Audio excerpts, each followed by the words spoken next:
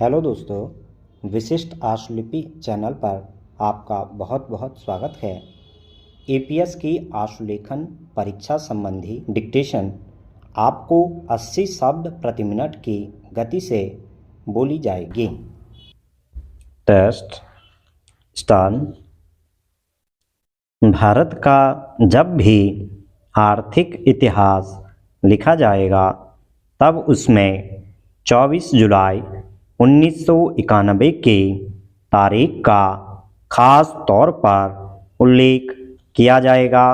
यही वह दिन था जब पीवी नरसिंह राव के नेतृत्व वाली कांग्रेस सरकार के वित्त मंत्री डॉक्टर मनमोहन सिंह ने अपना पहला बजट पेश किया था। इस बजट ने न सिर्फ भारतीय इकोनॉमी को लाइसेंस राज के जाल से मुक्त कराने का रास्ता साफ किया, बल्कि आतंकवाद, महंगाई, राजनीतिक अस्थिरता और आर्थिक अनिश्चितता के माहौल में फंसे भारतीय जनमानस के लिए उम्मीद की एक नई किरण जगागी। आज भारत दुनिया की 5वीं सबसे बड़ी इकोनॉमी है और अगले 2-3 वर्षों तक इसके $5 ट्रिलियन की इकोनॉमी बनना तय है। लेकिन जब डॉक्टर सिंह ने अपना पहला बजट पेश किया था तब देश के पास महज 3% हफ्तों का विदेशी भंडार बचा हुआ था। वैश्विक बाजार में भारत की साख न्यूनतम स्तर पर थी। देश के पास विश्व बैंक व IMF से भारी भरकम कर्ज लेने के अलावा कोई चारा नहीं था।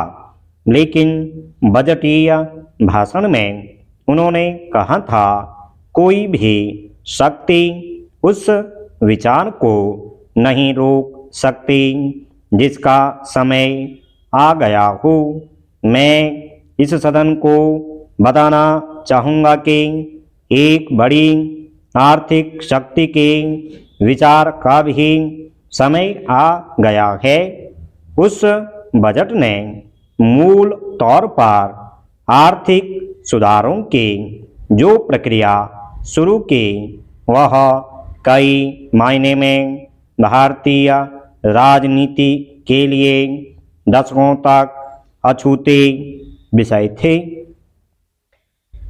आयात के लिए लाइसेंस को खत्म करना, अधिकांश उद्योगों के लिए कई तरह के लाइसेंस लेने की बाध्यता को खत्म करना, कई सेक्टरों को विदेशी निवेश के लिए खोलना और रणनीतिक क्षेत्रों में विदेशी कंपनियों को निवेश करने का संकेत देना, पूंजी बाजार पर सरकार के सीधे नियंत्रण को खत्म करना, ब्याज दरों को तर्कसंगत बनाना, रुपये का अवमूल्यन कर निर्यात पर जोर देना जैसी दर्जनों घोषणाएं थी, जिसने भारत को तेज आर्थिक विकास दर की राह पर डाला।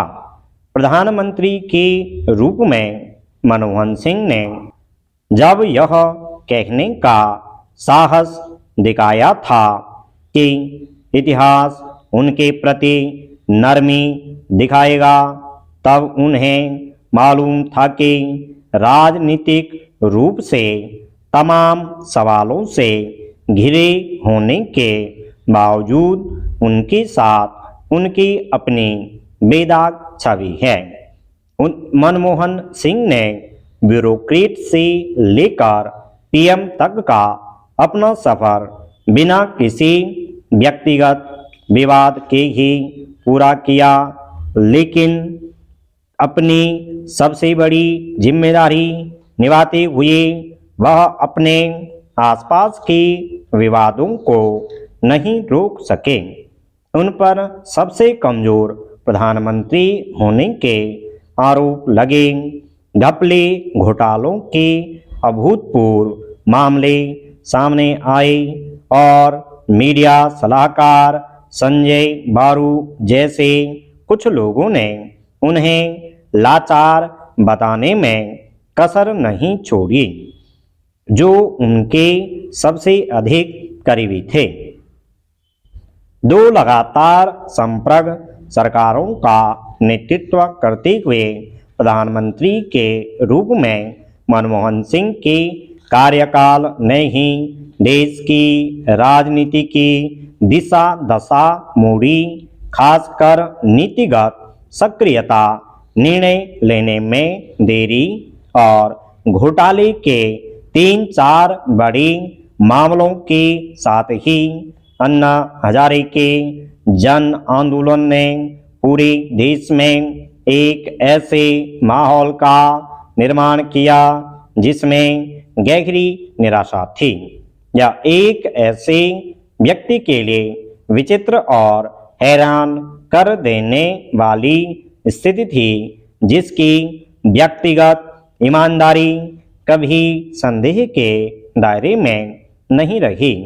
पीएम के रूप में मनमोहन सिंह के पहले कार्यकाल में किसी बड़ी विवाद की झलक नहीं मिली, सिवाय इसके कि गठबंधन की मजबूरियों के चलते उन्हें राजग के तिलिस्मुद्दीन सरीखे कुछ ऐसे मंत्री बनाने पड़े जिन्हें दागी कहा जाता था। स्टॉप।